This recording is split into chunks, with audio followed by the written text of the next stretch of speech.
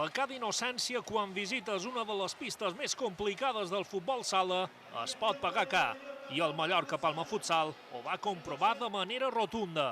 Barron va evitar els primers embats de l'Inter, però al minut 7 es produeix la jugada que desequilibra tot l'escenari.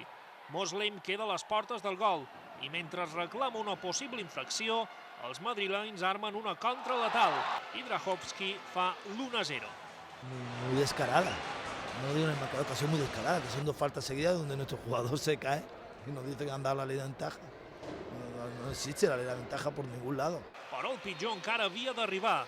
En tornar dels vestidors, els de Badillo entren en col·lapse absolut. En 3 minuts, la sagnia es tradueix en 3 gols encaixats. Raúl Gómez sorprèn en una treta de banda. Cecilio aprofita els dubtes defensius per batre Barron. I Martel, en una triangulació ràpida, obre la ferida encara més.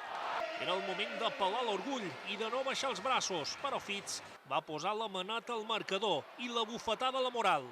Kleber, amb diana d'oportunisme, va retallar l'abisme. 10 minuts al davant i una quimera per construir.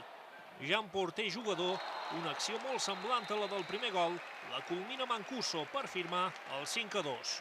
La connexió iraniana fabrica el tercer. Penal sobre Moslem i gol de Tallevi, que maquilla el marcador i deixa un aroma de derrota que no s'ensumava des de novembre. El Manco en la segona posició queda intacta. Ara toca pensar en la Copa del Rei.